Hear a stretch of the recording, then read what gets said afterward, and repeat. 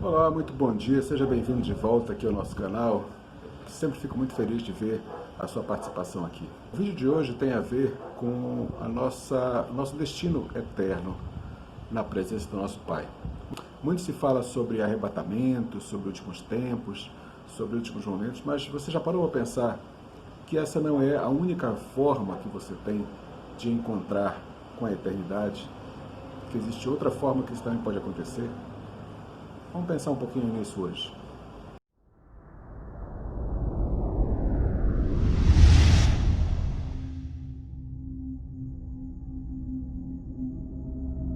Bom, nós todos temos falado bastante nesses últimos tempos, até porque os sinais apontam nesse caminho, sobre o arrebatamento, sobre os últimos momentos, juízo final, grande tribulação, coisas parecidas.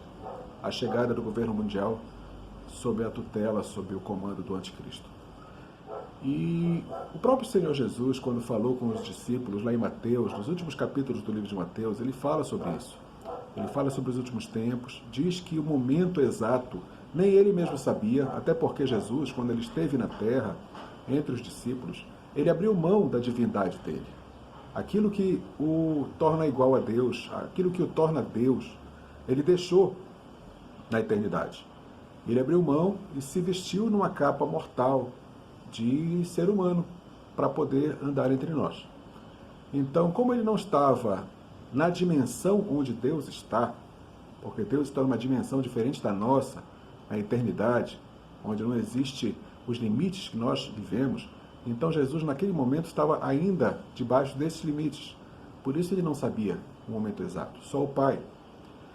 Hoje, Jesus já voltou para o lado do Pai. Hoje, com certeza, ele já sabe. Mas naquele momento ele só disse que nós teríamos que ficar atentos aos sinais. Os sinais da sua vinda, os sinais da chegada do momento final da nossa história. Os sinais da chegada da grande tribulação, do governo único do anticristo, que vai trazer perseguição, que vai trazer morte, que vai trazer calamidades, catástrofe, que vai trazer a destruição de tudo que nós conhecemos, mas ao mesmo tempo a formação de um novo mundo, de um novo governo, de uma nova realidade debaixo da tutela, da criação, da obra e da bondade do nosso Senhor, do nosso Criador. Hoje nós vemos que esse dia está mais próximo do que nunca. Todos os evangelistas, todas as pessoas que ouviram as palavras de Jesus, sempre acharam que seria no seu tempo. Paulo falava sempre isso, que achava que logo, logo estaria voltando, que talvez ele não passasse pela morte. Várias cartas de Paulo ele chega a insinuar isso, que talvez ele mesmo não passasse pela morte, mas fosse arrebatado e recebido na presença do Pai sem passar pela morte. Pedro também chegou a insinuar isso, e todos os discípulos, todos aqueles que passaram a crer e caminhar debaixo da luz de Jesus, em todos os momentos da história, sempre acharam que seria na sua geração. Mas nunca houve tantos sinais quanto estão tendo agora. Nunca houve tanta evidência, tanta característica de tempos do fim quanto nós temos agora. Hoje, nós estamos realmente num período crítico da história. Está muito evidente isso. Em todos os sinais do céu, o governo único se formando, a apostasia que foi profetizada, todos os sinais proféticos acontecendo, tudo aquilo que está ao nosso redor apontando para isso. E como o Senhor disse, os ceifeiros, eles sabem a hora certa de plantar, sabem a hora certa de colher, os pescadores sabem a hora certa de jogar as redes ao mar, e assim também nós teríamos que discernir os tempos e determinar e escolher e discernir o momento correto, o momento em que isso estivesse para acontecer. E eu creio que nós estamos vendo isso hoje, na nossa geração. Então, muito se fala sobre isso nos dias, mas muito pouco se fala sobre o que se deve fazer para estar preparado para não passar pelo principal das dores, da tribulação, e principalmente pela perdição eterna, que é o pior de tudo, o pior dos castigos, a eternidade fora da presença do Pai. Nosso momento de salvação é decidido por nós. Nós é que dizemos quando nós queremos receber em nós essa salvação. O apóstolo João, ele diz que a todos quantos o receberam, foi-lhes dado o poder de serem feitos filhos de Deus, a saber, os que creram no seu nome.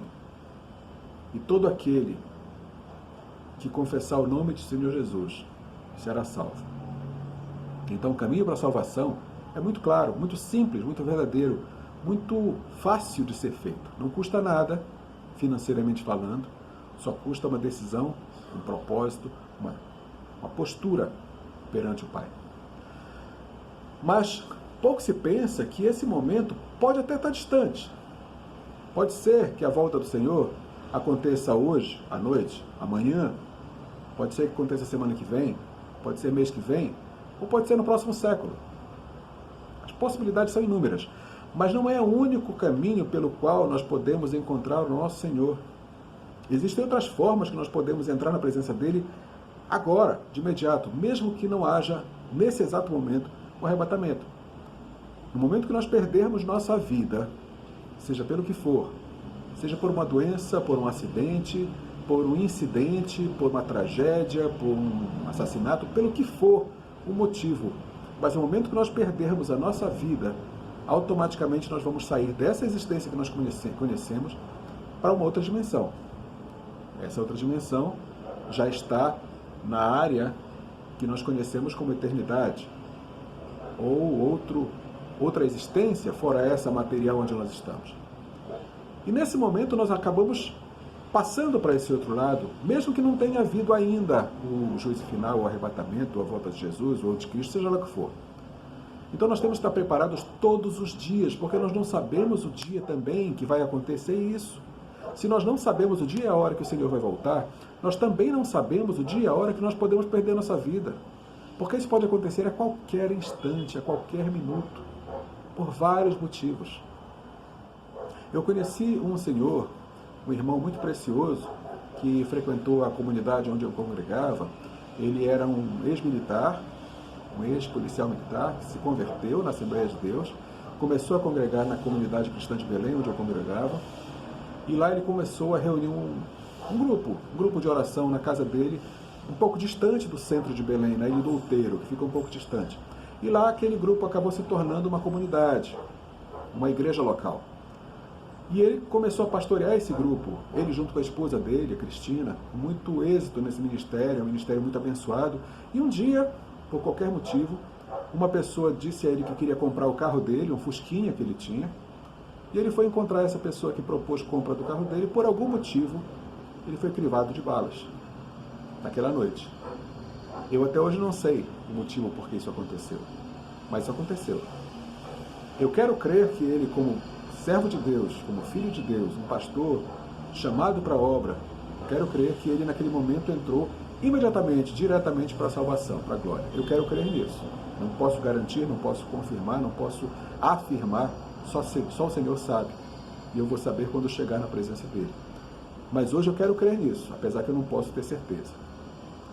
Há 2 semanas atrás, um outro pastor muito querido, o pastor Rafael Ortiz, líder do Ministério Ágape da Restauração, onde eu congreguei durante cerca de um ano, um pastor abençoadíssimo, mestre da palavra, aqueles que destrincha a palavra, que tem uma revelação, uma clareza sobre a palavra, que às vezes a gente lê, relê e não consegue entender, e ele vinha e trazia clareza, trazia luz sobre aquela palavra, revelação, entendimento. E muitas coisas que eu não entendia, muitas coisas que por mais que eu lesse, eu não conseguia entender, consegui entender através da pregação desse homem. E há 2, 3 semanas atrás, ele também partiu. Não sei se foi por causa desse vírus que está atacando por aí, não sei se ele enfrentava algum outro tipo de problema de saúde. O que deu a entender para mim que foi um problema de saúde. Mas ele partiu. A palavra de Deus fala no Evangelho de Lucas, capítulo 12, versículo 20.